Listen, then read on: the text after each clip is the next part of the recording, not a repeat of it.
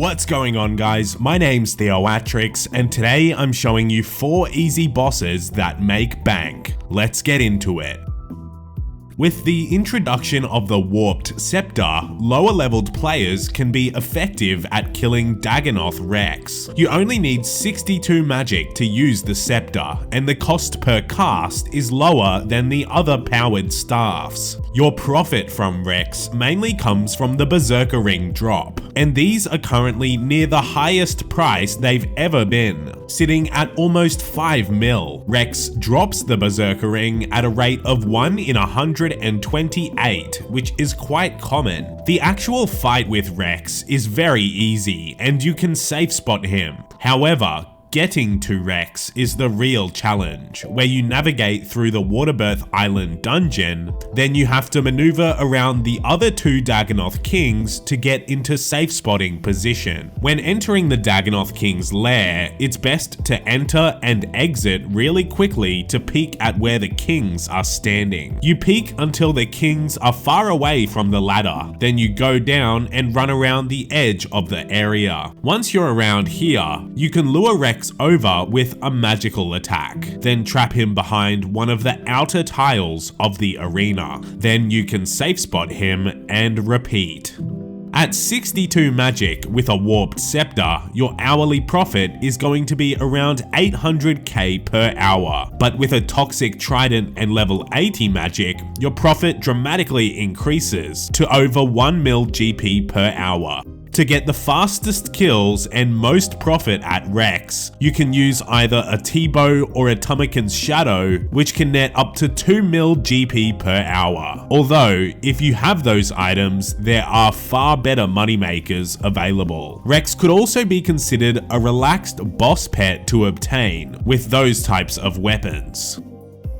Next is arguably the easiest boss in the game, the Giant Mole. There are no requirements to enter the Giant Mole's lair, and level 3 accounts can defeat it with poison. A level 3 named the Leet Event even got the Giant Mole pet. Players with 43 prayer can defeat it without poison, since Protect from Melee negates all damage. The Giant Mole has 2 mechanics. It has a regular melee attack, which hits up to 21 without protection prayers, and when below 50% health, the mole has a chance of burrowing and moving to a new location. Those are the only 2 mechanics. The Giant Mole has remained a consistently profitable boss due to trading mole items. You can bring the mole skins and claws to Wyson in Falador Park, and he converts each skin or claw into a bird's nest. For Mole, I suggest at least 60 attack and strength, and no defense is required, so Pewers can efficiently kill the Giant Mole.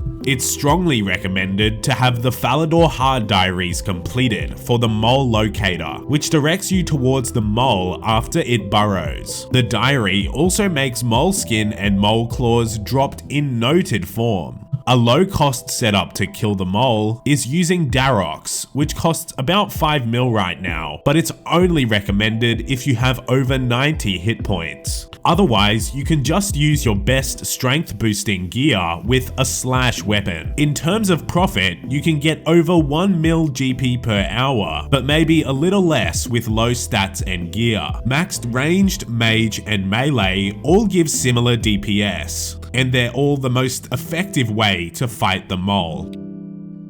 Although Vorkath is a high-level boss, he deserves a place in this video due to the simplicity of his mechanics. There's only 4 mechanics. There's the Pink Breath, which turns off your prayers. There's the Fireball attack, which hits very high in a 3x3 area. There's the Freeze attack, which Vorkath shoots out a spawn that you can cast Crumble Undead on. And the 4th attack is an Acid attack, where you have to move every tick to avoid acid. On release, Vorkath had much higher stats and was a lot harder to kill, but Jagex nerfed Vorkath and made it much easier, but they didn't really nerf the drops.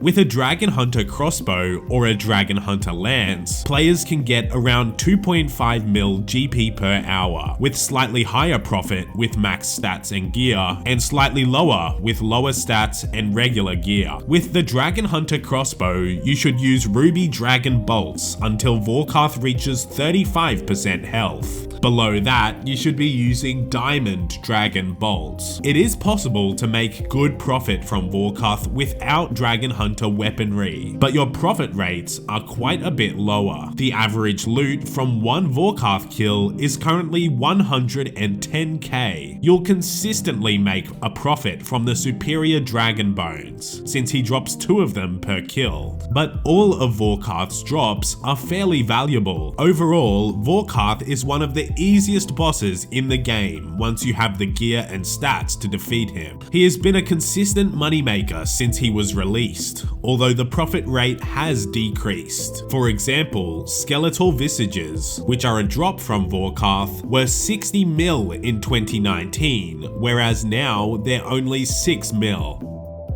The next easy and profitable boss is one of the highest level monsters in the game, the Corporal Beast. With an Elder Maul, Dragon Warhammer, BGS, and Arclight, you can reduce the Corporal Beast's defense and attack down to 0, so you can fight the beast while taking very little damage and while you deal a lot of damage. In saying that, an Elder Maul, Dragon Warhammer, or BGS are all quite expensive, but if you have those items, it becomes one of the easiest bosses in the game. Corp drops sigils, where the Elysian sigil is currently selling for 700 mil. They're very rare though, but since the sigils have such high value, you get approximately 400k per Corporal Beast kill. If you disregard the sigils though, each kill is around 125k. So how exactly do you reduce the defense and attack to 0? Well, you need to do 3 successful Dragon Warhammer specs,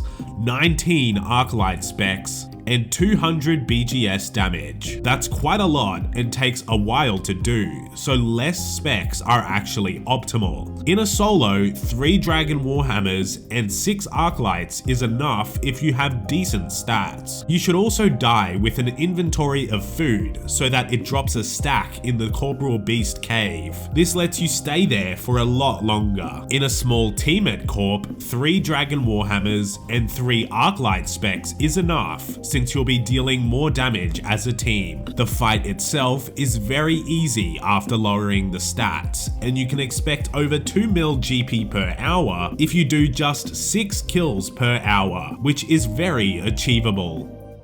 That's all for easy bosses that make bank, but I do have a bonus boss. The Chaos Elemental does not make bank at all, but it provides one of the easiest pets in the game. You can safe spot the Chaos Elemental to take no damage, and this is done on the western side of its roaming area. Alternatively, a crossbow, web weaver bow, or a twisted bow can all be used to kill the Chaos Elemental quickly. The Elemental doesn't have many valuable drops, but did you know you can complete the entire Chaos Elemental collection log without actually killing the Chaos Elemental once? That's because you can kill the Chaos Fanatic for all of the drops, including the pet, but at a reduced rate.